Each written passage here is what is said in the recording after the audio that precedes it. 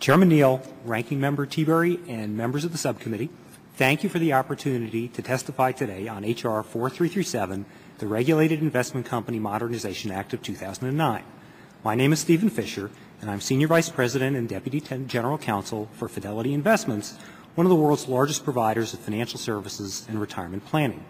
I'm also a member of the adjunct faculty at Boston University School of Law, where I teach classes in tax law.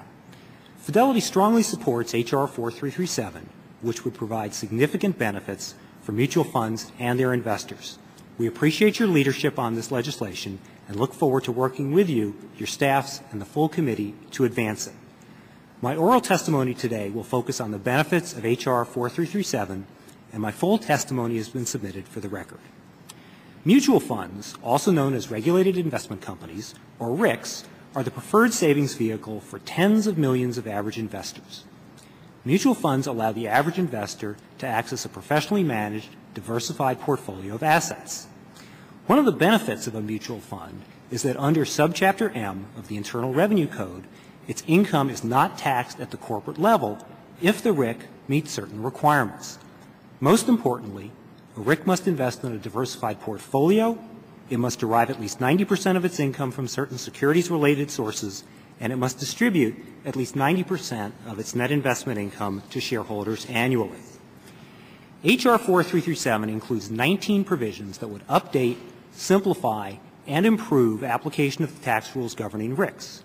I would like to provide 3 examples that illustrate the benefits of H.R. 4337.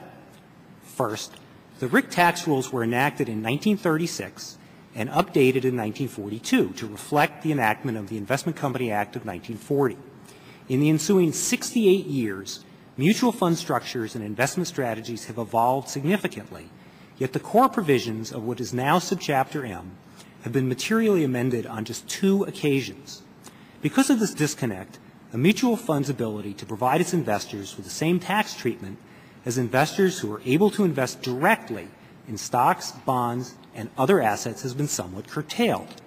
For instance, over the last 20 years, mutual funds, in accordance with IRS and SEC guidelines, have increasingly issued multiple classes of shares to facilitate sales of funds in different distribution channels.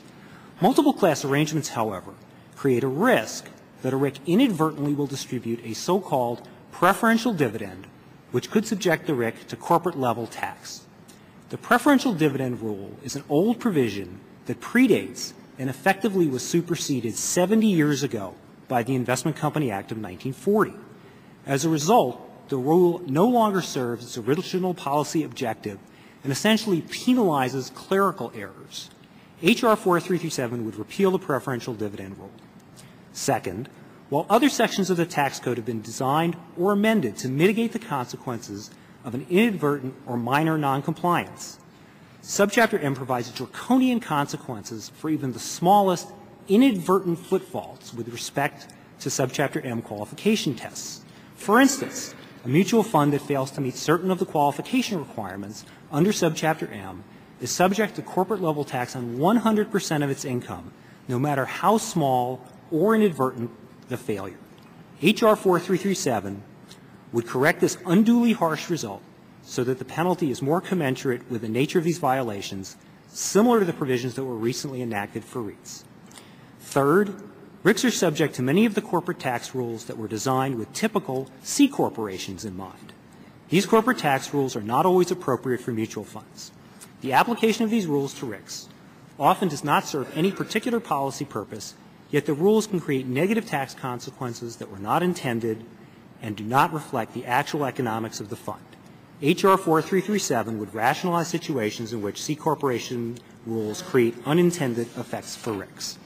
H.R. 4337 contains a number of other rules that are similarly beneficial to mutual funds and their shareholders.